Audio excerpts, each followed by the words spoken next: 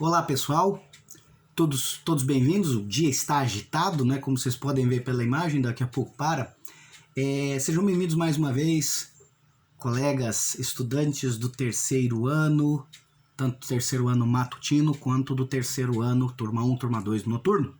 Tudo bem com vocês? Nós estamos ainda nos crimes contra a honra e falamos, né, a respeito de alguns aspectos da calúnia, inclusive do aspecto de retratação e tudo mais.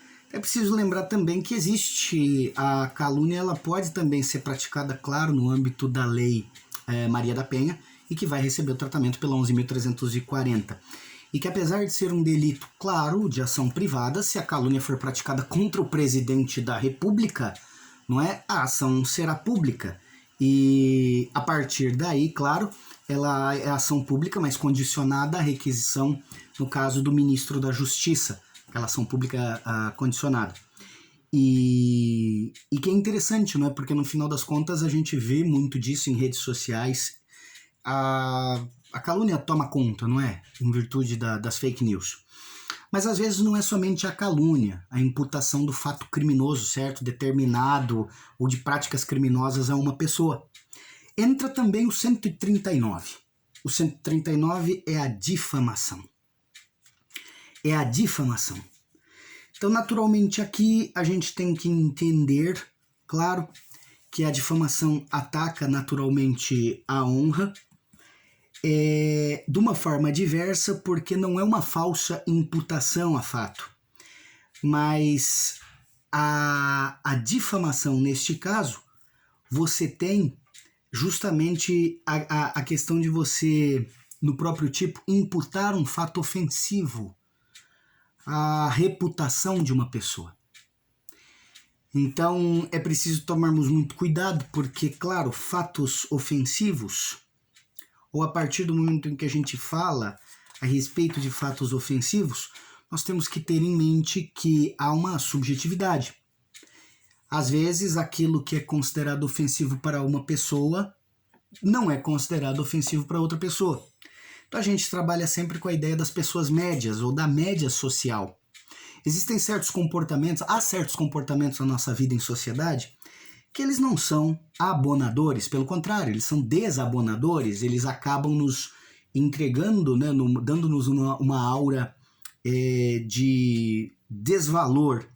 Então, naturalmente, a partir daí, a pessoa, claro, pode se sentir e vai se sentir, nesse caso, difamada. Então, é claro que a gente trata a difamação a partir do momento em que não há uma falsidade ou um crime, mas simplesmente o fato ofensivo determinado nesse caso, não é? Esse fato ofensivo existe por vários meios. Então a difamação, por exemplo, ela pode ocorrer por meio de palavras escritas, mas essa ofensa, essa difamação, ela pode ocorrer também por escrito, ela pode ocorrer por gestos.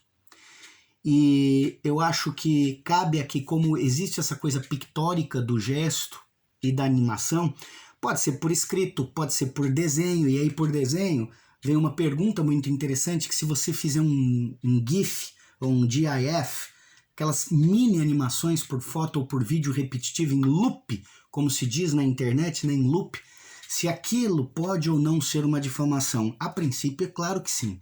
Ela traz esse elemento que não é apenas oral, mas pictórico. Então, ela, em virtude disso, naturalmente pode. E a partir do momento em que a pessoa, claro, ela se sentir ofendida por qualquer coisa, por exemplo, desabonadora à sua honra, não é? E aí, nas lives a gente trabalha alguns exemplos pontuais sobre o que vem a ser essa honra, para não nos estendermos aqui, mas basta pensar naturalmente na difamação, porque é justamente aquela coisa que vem a respeito, né, que circula entre as pessoas e que acaba minando, digamos assim, o amor próprio dela. Porém, se o fato que o ser humano considera que acaba manchando, usando termos bem clássicos e dramáticos, manchando a honra da vítima, a grande questão é que você tem também, em relação à difamação, você vai ter a questão da retratação e também da exceção da verdade. Quer dizer, não se admite muito, né? Não se admite como regra geral, salvo se aquele que foi ofendido é funcionário público e a ofensa está relacionada aos mistérios dele, ao trabalho dele. E aí, naturalmente, se você num bate-boca alguma coisa ofende e vem naturalmente a difamar, a propor, nesse caso, uma difamação contra esse funcionário público e você, no processo, puder provar, se oferece a exceção da verdade. Então ela não é admitida, ela é semi-admitida. Há também a questão que pode haver, por parte do querelado antes da sentença, a retratação. Mais um caso, naturalmente, parecido a um arrependimento, mas é uma retratação. Olha, me desculpe, eu perdi a cabeça, falei isso, difamei, acabei aí ofendendo aí você como profissional, como pessoa, acabei espalhando um fato desabonador que não era justo, principalmente por rede social. E aí, do mesmo jeito, ela é incondicional, não se impõe condições, não é uma transação, não é uma negociação entre culpa e arrependimento, entre, no caso, relativização do desvalor com uma nota de culpa ou qualquer coisa desse tipo. Não, isso não se aplica. Então, naturalmente, aí você tem incondicional e ela tem que ser completa. Ela tem que ser totalmente demonstrada. E se até a publicação da sentença é causa lá do 107, inciso 6 do Código Penal, na parte geral, de extinção da punibilidade. Então nós vamos ter uma extinção também. Admite-se a tentativa? Admite-se. Se a difamação naturalmente é feita por escrito, se é feita por meio eletrônico. Agora, uma vez lançada a palavra, uma vez a pessoa tomando conhecimento, aquele que foi ofendido, que foi difamado, né? E a pessoa toma o conhecimento, se ofende, prova que está ofendido, acabou, já está consumado. Então, uma conversa entre duas pessoas, mesmo que seja por WhatsApp, a pessoa que é objeto da conversa, né, o famoso o assunto, né? Quando o pessoal diz, né, fala assim, vamos parar de falar que o assunto chegou, vamos interromper o assunto que o assunto chegou. Então, quando o assunto fica sabendo, e fica sabendo que foi dirigida a ele palavras injustas, ofensivas, que atentam contra a imagem que ele tem perante a sociedade, né? Que acaba espalhando, de fato, essa coisa que não fica muito bem, quer dizer, pega mal, vai em cima da sua honra, se sente desvalorizado socialmente, enfim. A pessoa, naturalmente, a partir daí, tem conhecimento, ela tem capacidade, entre outras coisas, para propor a ação penal. Antes da sentença, claro, há a retratação e há também, naturalmente, os pedidos de explicação. Agora, é preciso lembrar que é também previsto no 142, em relação à difamação, artigo 139, excludentes de tipicidade. Então, se torna atípica a difamação, por exemplo, quando você está em juízo. E a partir de juízo existe a discussão entre advogado e parte.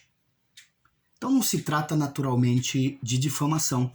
Você impor condenar certos comportamentos ou alegar certos comportamentos, claro, provados, e reforçar isso em audiência na condição de advogado ou mesmo sendo parte. Outro ponto que eu acho interessante no 142 que toca a liberdade de imprensa. Então o que significa? Se uma pessoa, por exemplo, se a Netflix pega e lança um filme, né? E você é um crítico, tem um blog, ou é jornalista num jornal de grande, média circulação, e você faz a crítica. E, entre outras coisas, você diz que o filme é preguiçoso, que a direção é preguiçosa, que o diretor há muitos anos não acerta a fazer um filme bom, que os roteiristas parece que ficaram preguiçosos no terceiro ato do filme, ou da metade em diante, a história desandou, que as atuações são mecânicas ou canastronas. Usa de adjetivos fortes, claro que é público e está lidando com a pessoa, inclusive na sua profissão. Mas em virtude da liberdade de imprensa e liberdade de opinião, neste caso, justificada como crítica, e a percepção da arte é subjetiva, você não está atacando a pessoa, você está atacando a arte da pessoa, que é passível de crítica. Né? Quem não quiser ser criticado por ser mau escritor ou enaltecido por ser bom escritor, não escreva, não publique.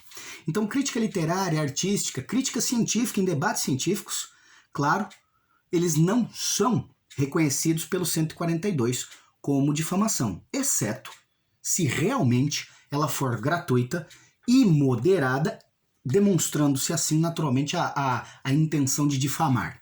Imagine, por exemplo, uma pessoa muito conhecida, dessas tipo Big Brother, que vira ator, cantor, atriz, sei lá, apresentador.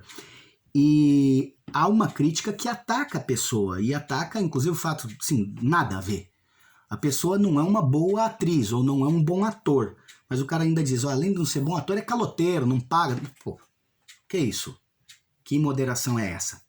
E a terceira, claro, é quando o funcionário público, ele está dando alguma informação, não é? Por exemplo, num estabelecimento, nos seus deveres de ofício, em que ele tem que fazer um parecer de como está o estado, por exemplo, de limpeza de uma cozinha industrial, num hotel, numa empresa, ou salão de festas, alguma coisa. A opinião desfavorável emitida por funcionário público, nos seus deveres, nas suas funções, naturalmente não se trata de difamação. Tá certo? Mas a gente continua refletindo isso num próximo vídeo e depois, claro, a gente também segue com os crimes contra a honra e também na nossa live sexta-feira, para turma de manhã e sexta-feira turma à noite. Tem horário novo, tá bom? Então até lá!